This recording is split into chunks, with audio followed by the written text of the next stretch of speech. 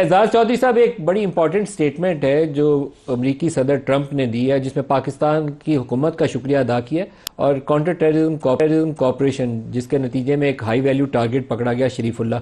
तो आपको लगता है कि इट्स न्यू बिगनिंग? 2-3 साल से लगता था कि एक तनाव वाली कैफियत है वाशिंगटन और इस्लामाबाद में। जी, मैं ये समझता हूँ कि ये अच्छा कदम हुआ है, क्योंकि पाकिस्तान की तरफ से तो हमेशा खैर सगाली ही रखी गई अमेरिका के लिए, बावजूद इसके कि चीन के साथ हमारी मुकम्मल तौर पर यकजहती है, बड़ी दोस्ती है। लेकिन अमेरिका की तरफ कभी हमने उस तरीके से कोई मनफी चीज़ नहीं की थी, बल्कि काउंटर टेररिज्म में भी सबसे ज़्यादा पाकिस्तान ने कुर्बानी दी थी, आज भी दे रहा है। तो एक लिहाज से एक्नॉलेजमेंट किया है, बड़ी अच्छी बात है। अब जबकि डोनाल्ड ट्रंप से सारी तरफ जो लोग हैं वो परेशान हैं कि भाई ये दोस्त हो या दुश्मन हो, ऐसी बातें करते हैं जो नॉर्मल नहीं है। लेकिन पाकिस्तान के लिए अल्हम्दुलिल्लाह, और मेरे ख्याल में ये अच्छा हुआ। I think it's a good beginning.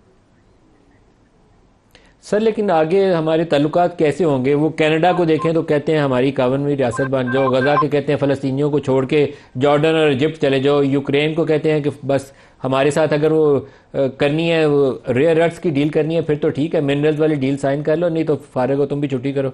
तो ये मालूम नहीं है कि हमारे साथ ताल्लुकात आगे कैसे चलेंगे।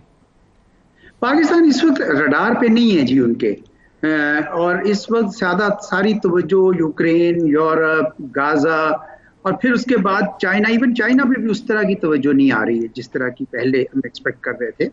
तो पाकिस्तान के ऊपर उस तरह नहीं है तवज्जो। पाकिस्तान के लिए कई हवालों से उनके लिए रेलेवेंस बनेगी अगर बनाए, तवज्जो करें।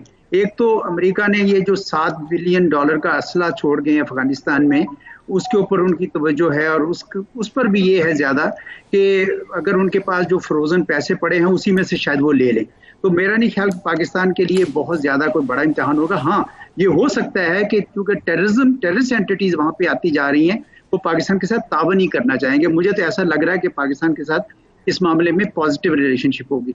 जो चीन के साथ है वहाँ पे उनको यह ख्याल है कि हम चीन के कैंप में ऑलरेडी हैं, इसलिए वहां पे मुझे लगता है कि अगर कभी उनको ऐसा महसूस हुआ कि पाकिस्तान चीन के बहुत करीब हो गया या उसको स्ट्रेटेजिक एक्सेस दे दिए इंडियन ओशन में, तो तब शायद थोड़ा बहुत कड़े हालात बने।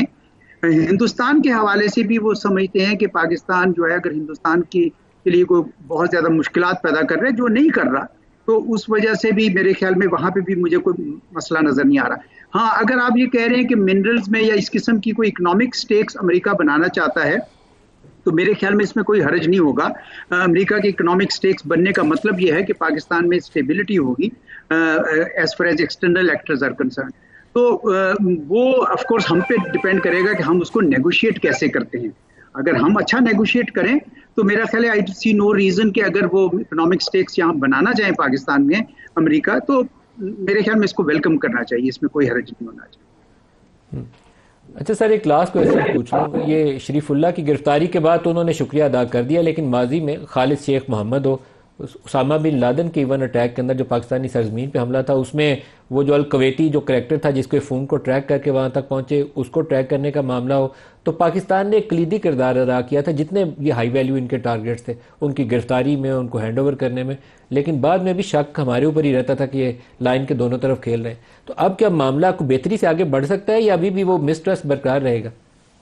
नहीं, बढ़ सकता है। उसकी वजह यह कि वो अलकायदा की हद तक तो पाकिस्तान से ताउन पे वो मशहूर थे, लेकिन जब उन्होंने गोल पोस्ट शिफ्ट की और तालिबान के साथ शुरू किया, तो पाकिस्तान ये नहीं चाहता था कि तालिबान के साथ जिनका पाकिस्तान आना जाना था, हम कोई इस तरह काइनेटिक एक्शन ले लें कि वो जंग सारी हमारे तरफ आ जाए। अगरचे हमारे तरफ फिर भी आ गई, लेकिन हम नहीं चाहते थे। उसकी वजह से अमेरिका के साथ बहुत ज़्यादा हमारी वो हुई, क्या कहते हैं, मिसअंडरस्टैंडिंग हो गई। उनका ख्याल था कि ये हम, जिस तरह आपने कहा कि लाइन के दोनों तरफ खेल रहे हैं, गुड तालिबान बैड तालिबान की बातचीत शुरू हो गई।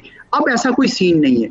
अब तो आपको पता है कि पाकिस्तान खुद कह रहा है कि ये तालिबान किस किस्म के लोग हैं, जो ना किसी किस्म के रवाबित रखते हैं, ना किसी किस्म के नॉर्म सही रखते हैं। तो इसलिए अब ऐसा नहीं, और बल्कि टेररिज्म का खतरा पाकिस्तान के लिए बहुत शदीद है, जो दुनिया समझती है कि आज पाकिस्तान के लिए कल दूसरे नेबर्स के लिए होगा और फिर पूरी दुनिया के लिए होगा।